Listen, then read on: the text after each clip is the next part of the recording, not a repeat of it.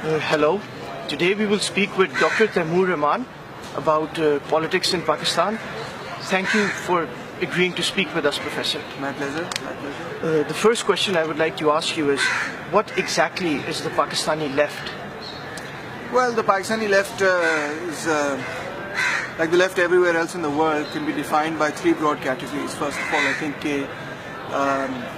is the desire in society for equality in on social questions, on political questions, economic questions. Those people who oppose capitalism and feudalism, یعنی کہ سرمایہ داری جاگیرداری نظام کے جو لوگ خلاف ہیں. دوسرے لیول پہ جو سیکولر قسم کی گورنمنٹ چاہتے ہیں, پروگریسو ترقی پسند گورنمنٹ چاہتے ہیں, یعنی کہ وہ یہ نہیں چاہتے کہ ریاست جو ہے اس کا مذہب میں کوئی عمل دخل ہو, بلکہ ریاست نہ ایک مذہب نہ دوسرے مذہب کے کسی مذہب کے بھی فیور میں یا خلاف بھی کوئی عمل دخل نہ کریں, یعنی اس کو ہم سیکولر سیاست کہتے ہیں. اور تیسرا میرا خیال ہے کہ سامراج مخالفت تھرڈ ورلڈ کے لیفٹ کا ایک بڑا اہم حصہ ہے, اور کہ فرسٹ ورلڈ کے لیفٹ کا بھی ایک اہم حصہ ہے, کہ the sort of subservience of third world countries to foreign domination, to foreign capital, and the neoliberal sort of capitalism, the capitalist model that comes with that. That's also an integral part of the left in Pakistan. In Pakistan, of course, سب جانتے ہیں کہ Pakistani left کافی کمزور بھی ہے اس وقت بھی, اور تاریخ میں بھی اتنا تگڑا نہیں جس طرح انڈین لیفٹ تو بہت تگڑا ہے. اور اس کی وجہ ایک بہت بیسک اور بنیادی وجہ تو یہ ہے کہ یہاں پہ لیفٹ کے خلاف کافی تھاٹ سپریشن بہت ہوئی. ویسے بھی سپریشن بہت ہوئی, پولیٹیکل سپریشن تو کافی ہے, مگر وہ پولیٹیکل سپریشن جو ہوتی ہے ڈائریکٹ وہ اتنا اثر نہیں رکھتی. آپ جیلوں شیلوں میں بند کر دیتے ہیں, آپ باقی سارا کچھ کرتے ہیں, تو اس کا پھر بھی اتنا امپیکٹ نہیں ہوتا, مگر تھاٹ سپریشن کا بہت اسٹرانگ امپیکٹ ہوتا ہے, اور وہ پاکستان کے اندر بہت پریکٹس کی گئی ہے. خاص طور پہ جو اسلامائزیشن پوری پاکستان کے اندر ہوئی, وہ بنیادی طور پہ ہوئی ہی سیکولر ڈیموکریٹک پروگریسو سوچ کے خلاف تھی ساری. اور اس زمانے میں تو امریکہ بھی اس کو فنڈ کر رہا تھا, اور یہ قصہ کہانی شروع 1954 سے راول پنڈی کنسپریسی کیس سے شروع ہو جاتا ہے, اور ابھی تک آپ دیکھ رہے ہیں کہ اس کے اثرات جو ہیں وہ آج تک, خاص طور پہ زیادہ دور کے اثرات جو ہیں وہ آج تک قائم. تو پاکستانی لیفٹ اس وجہ سے ظاہری بات ہے کہ نیشنل لیول پہ تو بہت کمزور ہے, مگر پولیٹیکل لیول پہ تو نان ایگزسٹنٹ بھی کہا جا سکتا ہے اس کو, ان سینس کہ کوئی سیٹیں نہیں نیشنل اسمبلی میں, کوئی پالیسی پہ اثر انداز نہیں ہو سکتا. مگر ایک دوسرے حوالے سے پاکستانی لیفٹ بڑا انفلوئنشل بھی رہا ہے, and this might surprise some of your readers اور لسنرز ایٹسیٹرا. اور وہ ہے ثقافتی لیول پہ پروگریسو رائٹنگ کے ذریعے, میوزک کے ذریعے, کلچر کے ذریعے, اور انٹلیکچوئل سوچ کے حوالے سے یونیورسٹیز کے اندر اور پاکستان کی مطلب نظریاتی نشو و نما کے حوالے سے بائیں بازو کا آج بھی ایک اہم کردار, کل بھی ایک اہم کردار تھا, اور آج بھی ایک اہم کردار ہے.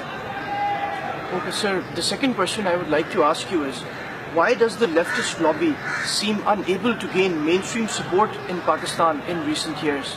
مین وجہ تو اس کی اسلامائزیشن ہے, کہ پاکستان کے اندر جو جس قسم کی تھاٹ کنٹرول کی میں نے بات کی تھی پہلے, تو جس قسم کا تھاٹ کنٹرول اسلامائزیشن کے ذریعے پاکستانی سوسائٹی پہ پھیلایا گیا, اس میں جو بنیادی سبق ینگ لوگوں کو, خاص طور پہ جو اسکول گوئنگ ایجوکیشن سسٹم کے اندر جو لوگ آ جاتے ہیں, ان کو یہ سبق سکھایا جاتا ہے کہ کوئی بھی قسم کی جو سیکولر تھاٹ ہے وہ بنیادی طور پہ اسلام کے خلاف ہے, اور اسلام کے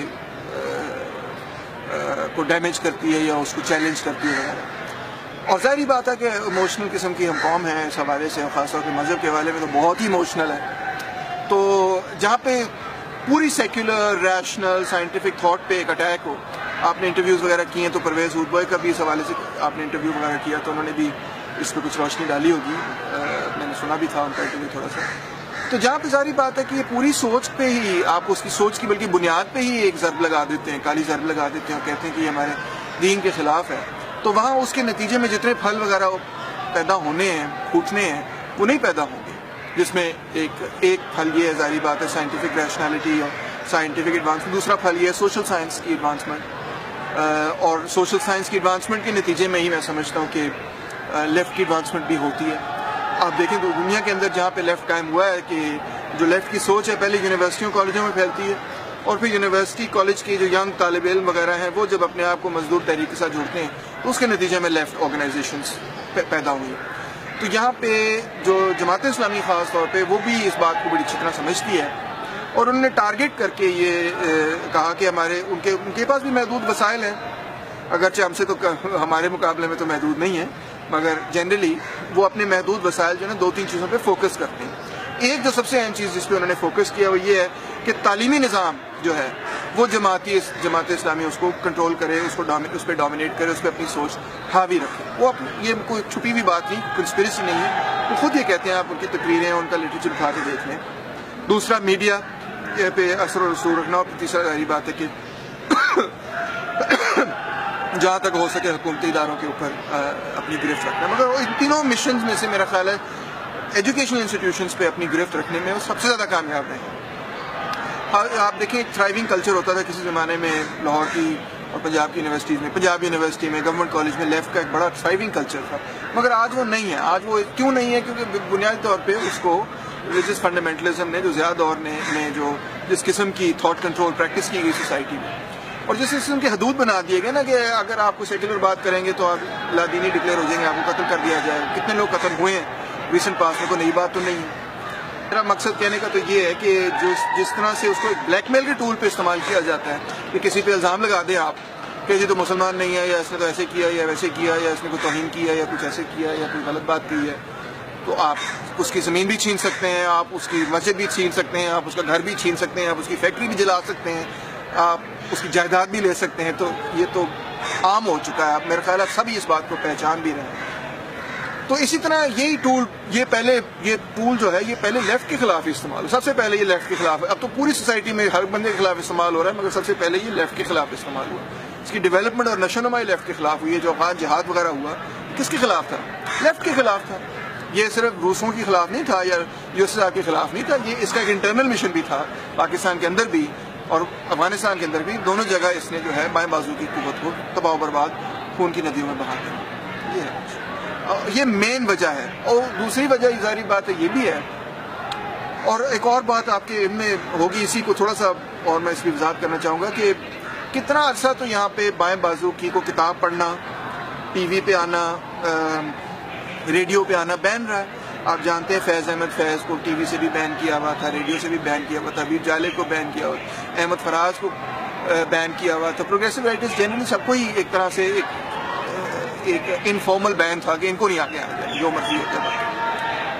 تو ظاہری بات ہے اس کا ایک امپیکٹ ہونا تھا سوسائٹی کا, اور ہوا ہے بڑا شدید امپیکٹ. دوسرا میں سمجھتا ہوں کہ لیفٹ کی کچھ اپنی بھی بہت بڑی کمزوریاں رہی, اور اس میں سب سے بڑی کمزوری یہ رہی کہ 54 کے بعد جب کمیونسٹ پارٹی کو انہوں نے بین کر دیا, اس کے بعد سے سچی بات یہ ہے کہ کئی گروپس بنتے رہے, انڈر گراؤنڈ کام کرتے رہے. کمیونسٹ جو ہیں یا بائیں بازو کے لوگ جو ہیں یا سوشلسٹ جو ہیں وہ دوسری پارٹیوں کے جھنڈے کے نیچے کام کرتے ہیں. کبھی نیشنل عوامی پارٹی کے, کبھی پیپلز پارٹی کے, کبھی پاکستان نیشنل پارٹی کے, کبھی اس پارٹی کے, کبھی اس پارٹی کے, مگر اپنا جھنڈا لے کے جو ہے نا وہ ایک یونائٹڈ فورس کے سامنے اس کے بعد 54 کے بعد نہیں آ سکے, جس طرح کہ وہ تھے اس زمانے میں جب وہ کمیونسٹ پارٹی ایک تھی اور سارا لیفٹ اسی میں ہی بیسکلی مرکوز تھا.